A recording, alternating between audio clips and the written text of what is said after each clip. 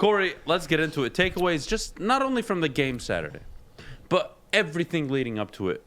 Take me through the week at the Senior Bowl. What you noticed in terms of leadership, communication, how the coaches were handling everything, the players, how they were reacting, and what players really stood out to you. All right, so let's go one by one. The one thing that really stood out to me about the whole Senior Bowl was how overwhelming the experience was. It was my first time going out there, didn't know what to expect from the media-wise, and then also I'm hearing from different reporters that a lot of things were changed because due to the COVID regulations. So just going out there and experiencing that for the first time was something in itself. How accessible everybody was really, inviting still, even in this social media, or not social distancing, I should say, social distancing world right now. So that was pretty cool. And when you want to talk about guys that stood out as far as leadership, on the field, that's something different we'll get into in a second. But when we're talking about on the dais, when they're speaking and answering questions, the guy that did stand out to me the most was honestly Malik Willis. Just off of how the demeanor he carried himself, it wasn't an arrogance that he had, but it was a confidence in what he was saying. And one thing that really stood out to me was when I asked him the question. I don't know if I talked about this last week or not, but Brad Holmes said that he admired Willis' adversity. Having to sit on the bench at Auburn, then having to go ahead, transfer to Liberty to go ahead and get a shot. And he said he really admired that, how he went ahead and stayed the course. I actually asked Willis that question. What did he think about it? And he just said, you know what? Okay. He didn't brush it off, but it's just like, you know what? Everybody goes through something. Everybody's facing some adversity. Mm-hmm. I'm just happy that my adversity allowed me to get to this point where I'm at right now. And just hearing that and then hearing him talk on the sidelines during the game, that was just like, you know what? Wherever he goes, whether it's Detroit, whether it's any other team, whoever gets him, whether he becomes a good player, that remains to be seen. But are they going to get a high character, quality locker room guy? Absolutely. I like that. Yeah, I do. Look, at the quarterback position, that definitely holds weight. Yeah. In the Senior Bowl practices, and again, a lot of this is basically, Kory, it's almost essentially 7-on-7 at this point. Yeah. Most of the week, not all of it. Mm-hmm. And I could make the argument, any decent quarterback, you put him in a 7-on-7 position, he's gonna basically grip it and rip it. I mean, it's not hard. He's gonna have the fundamentals, 3-step, 5-step, 7-step drop. You saw no Pickett issues. But in the game, and again, yeah, Kenny Pickett went perfect, but I'm not even worried about Kenny Pickett. Right now, I'm going to focus on Malik Willis. He made some plays, my goodness. You were like, oh, yeah. I see it. And he made some throws where you're like, oh, no. And I'm not talking the outcome of the throws. Yeah. I'm talking about how he threw the ball, mechanics, how long it takes for him to get the ball out of his hands, how he throws off of his back foot way too often. Now, can those things be corrected by good coaching? Absolutely. And I think we can agree, Kory, project quarterback right now. Yeah, I definitely think he's a project quarterback. Like I said, if the Lions were to ever go in that direction, or anybody who goes in that direction, unless you need a starter right now, I think it would be good to sit him for a season, let him learn behind somebody, and then maybe year 2, year 3, go ahead and trot him out there and see what he has, because the things that you can't teach, he already has, is that freakish athleticism. You can't teach that. I believe they said at one point throughout the week when he was running, he reached top speed of 21 miles an hour. That's pretty damn crazy. Yeah.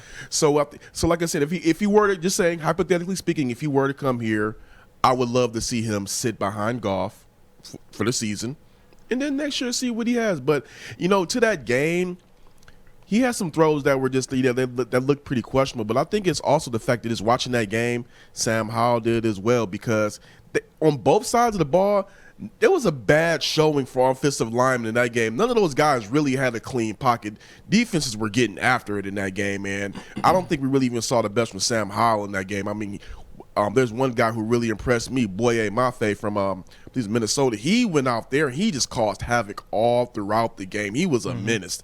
I mean, I know Aiden, I'm not trying to elevate him into that Aiden Hutchinson, Kayvon Thibodeau range, but that guy really did, I believe, improve his stock because he was a menace out there. So I don't think we really was able to see the best showing out of any of the quarterbacks outside of Kenny Pickett. I mean, he went out there, went perfect, so you can't argue with that. But the rest of those guys, they didn't really have that much of a clean pocket to really show what they can do. But when Willis out there, I will say this, when the pocket was collapsing around them or when they were closing off on him, I liked his awareness and his ability to just, go through his reads. I see I have nothing. I'm going to go ahead and take off. Kory love and Jeff, you know, we talk about this all the time, especially on the show. You got to get the quarterback right. Fair? And I can make the argument when you have the quarterback in the building, everything becomes easier. That doesn't guarantee you success. Don't believe me? Look at the Lions for 12 years with Stafford. But the point is, the Lions are in a position right now, Kory, where if they select a quarterback, let's say Malik Willis at number 2 overall, the clock starts immediately. Now you can say, all right, well, Adam, you're going to sit him for a year. Okay, fine. Let's say I give you the full year to sit him. What are you doing with Jared Goff next year? You going to sit him again? He's got another contract. He's still got one more year after next year. So if you cut him after June 1st, you save a significant amount of money, but you still take the cap hit that year, so it's not like you can go around and spend that money. I don't think this is the year to draft a quarterback.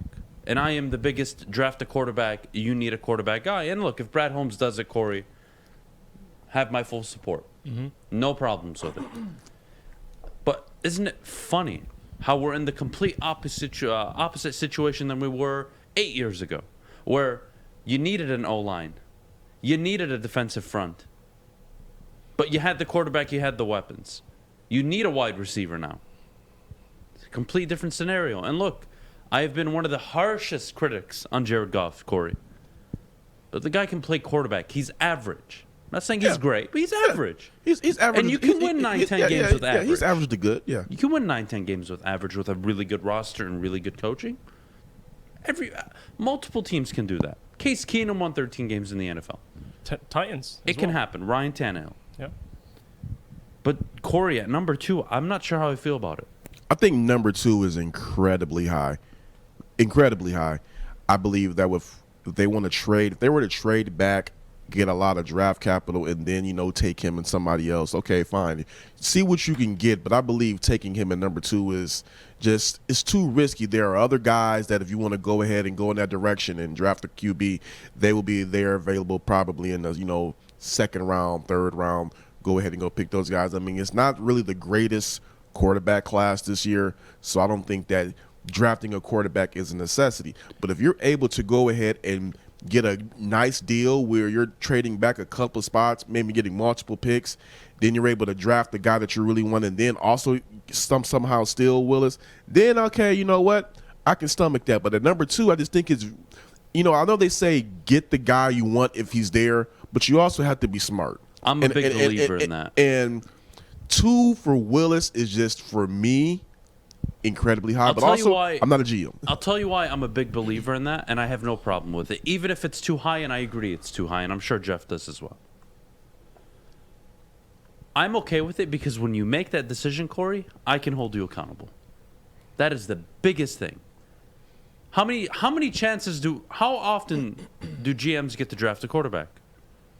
How many chances do they usually get? Once. Well, usually once, yeah. Usually one chance. And there's the outliers, the Kyler Murray, Josh Rosen situation. Happens. But usually it's one opportunity to get the quarterback right.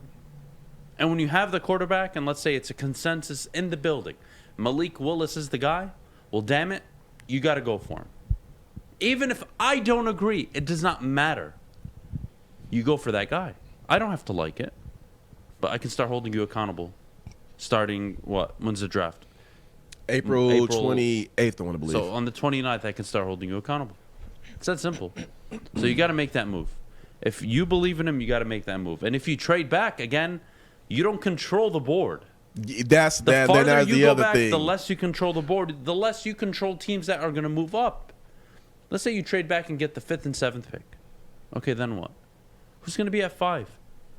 Thibodeau? Doubt it. Stingley? You really going to draft a corner? Kyle Hamilton likely gone by then.